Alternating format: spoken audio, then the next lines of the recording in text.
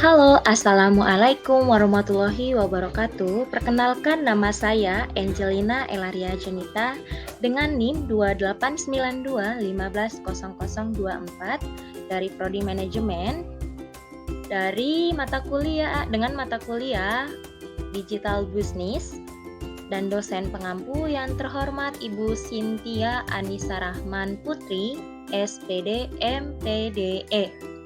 Oke, langsung saja kita ke pembahasan yang pertama, yaitu perkembangan bisnis di era digital. Sebuah fakta membuktikan perkembangan bisnis di era digital menjangkau semua individu di dunia. Semua orang bisa mengakses produk dan jasa dengan mudah. Bahkan pembeli dan penjual yang berjarak begitu jauhnya bisa bertransaksi dengan mudah. Dengan meniru teknologi penjualan yang baru, maka semua bisa didapatkan dengan mudah. Selain itu, adanya sosial media juga membawa dampak yang signifikan. Lalu, bisnis di era digital yang menggunakan sosial media dapat memberikan lebih banyak keuntungan. Apa saja keuntungannya? Yang pertama, vintage atau finance technology. Yang pertama adalah vintage. Istilah vintage tentunya sudah sering terdengar di telinga kita ya teman-teman, khususnya para pengguna internet yang melakukan transaksi di dalamnya. Generasi milenial menjadi salah satu target perusahaan vintage karena memberikan kemudahan pengelolaan finansial. Lalu ada software as a service atau SaaS. Di era digital, peluang bisnis yang banyak digunakan adalah bisnis pengembangan software as a service, perangkat lunak yang dikembangkan sebagai pihak ketiga untuk membantu aktivitas usaha.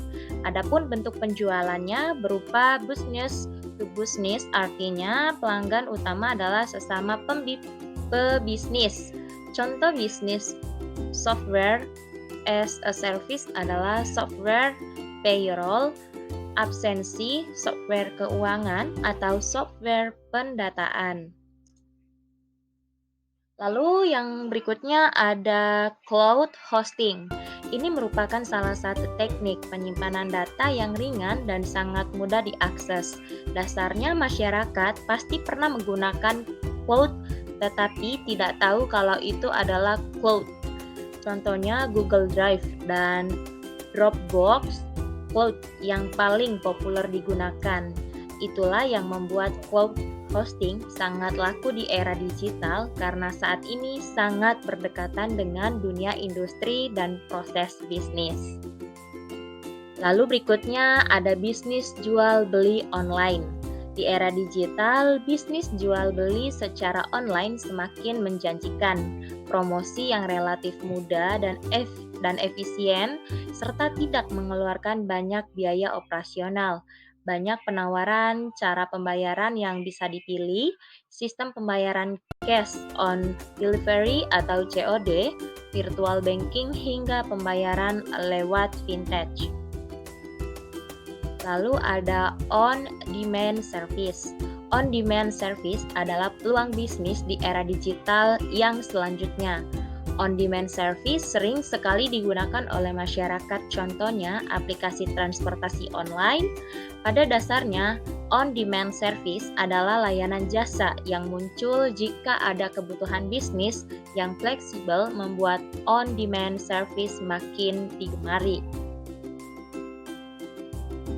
Lalu seiring dengan pesatnya perkembangan teknologi di era modern ini, segala sektor di aspek kehidupan kita terkena dampaknya, tanpa kecuali dunia bisnis. Sebagai salah satu bidang yang krusial dan memiliki peranan penting dalam masyarakat, bisnis juga ikut bertransformasi mengikuti pola digitalisasi. Alasan lain yang juga mendorong para pembisnis untuk mengambil langkah digital yaitu dampak dari pandemi COVID-19 ini ya kawan-kawan. Ya mau tak mau telah membuat kita dibatasi oleh sekat dalam beraktivitas. Kecanggihan teknologi menjadi jalan solutif yang membantu produsen dan konsumen untuk saling berinteraksi.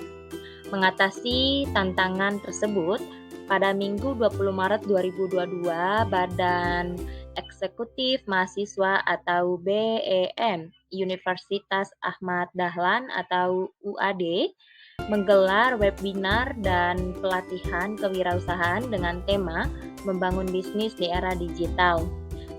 Acara diselenggarakan secara daring melalui Zoom meeting dan menghadirkan beberapa pembicara seperti Hendro Setiono, SE, MSc, selaku Head of Entrepreneurship dan Business Incubation dari Kantor Urusan Bisnis Internasional atau UAD, Willy Wijaya, S.Com, dan seorang digital marketer, dan Retno Intasari Rahmawati, founder Dawet Kemayu. Lalu bisnis adalah sebuah usaha yang dilakukan oleh individu atau organisasi dalam menghasilkan produk atau jasa untuk memenuhi kebutuhan manusia dengan motif mencari laba. Secara umum aktivitas bisnis dapat dibedakan menjadi 4 yaitu ekstraktif atau yang bersifat mengambil dari dalam seperti pertambangan, agraris atau budidaya seperti pertanian dan pertanian, lalu industri atau manufaktur yang berupa pengelolaan bahan baku menjadi bahan lebih lanjut, dan terakhir servis yaitu berupa jasa atau pelayanan seperti perdagangan, transportasi, dan juga perbankan. Menurut Hendro, untuk memulai sebuah bisnis diperlukan pengetahuan dasar tentang 3 poin berikut ini. Yang pertama, ada product knowledge atau memahami produk yang akan digeluti dalam informasi tentang entitas produk. Lalu yang kedua ada market knowledge, pemahaman tentang pasar, siapa dan berapa jumlah konsumen. Strategi segmentation, targeting atau positioning atau STP biasanya digunakan dalam market knowledge. Terakhir manajemen business process knowledge, yaitu pengetahuan tentang proses mengatur bisnis agar berjalan lancar seperti sumber daya manusia atau SDM, operasi atau produksi, pemasaran, dan keuangan. Lalu dari Willy kemudian melanjutkan pembahasan tentang digital marketing. Menurut data yang dipaparkannya, sebanyak 74% perusahaan mendigitalkan bisnisnya agar bisa bertahan saat pandemi COVID-19 melanda. Selain itu, pada Oktober 2020, sebanyak 2,7 juta usaha mikro, kecil, menengah atau UMKM beralih ke digital. Beberapa hal yang mendorong mereka untuk mengikuti digitalisasi antara lain adalah kemudahan untuk menjangkau banyak target pasar, hemat biaya, dan juga mendapatkan pendapatan yang lebih baik tentunya ya teman-teman. Lalu digital marketing bukanlah sebuah stick magic yang bisa mengubah keadaan secara instan, melainkan sebuah tool yang perlu digunakan secara optimal untuk mendapatkan hasil yang maksimal. Orang yang berada di balik marketing adalah kunci yang memainkan peran penting.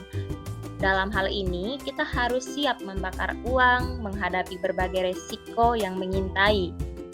Lalu untuk membangun digital marketing yang maksimal, frameworks yang digunakan setelah funnel marketing yang terdiri atas 5 tahapan yaitu awareness, lalu ada consideration, lalu ada conversion, ada loyalty, dan advocacy. atau awareness merupakan tahap awal konsumen mengenal produk, kemudian diikuti dengan consideration, yaitu proses untuk memutuskan apakah akan membeli produk. Biasanya melalui berbagai pertimbangan dan perbandingan dengan produk lain. Ketiga adalah conversion. Saat proses jual beli akhirnya terjadi dan konsumen melakukan transaksi. Dua tahap terakhir yaitu loyalty dan advocacy terjadi setelah penjualan atau after sales. Lalu ada kedua hal ini bergantung pada pengalaman personal konsumen dalam menggunakan produk tersebut tentunya. Dalam berbisnis terdapat dua adagium yang patut ditanamkan dalam mindset, yaitu high risk, lalu ada high return dan easy come. Lalu easy go, berani mengambil resiko besar untuk mendapatkan hasil yang besar, dan sesuatu yang mudah diraih maka akan mudah hilang juga.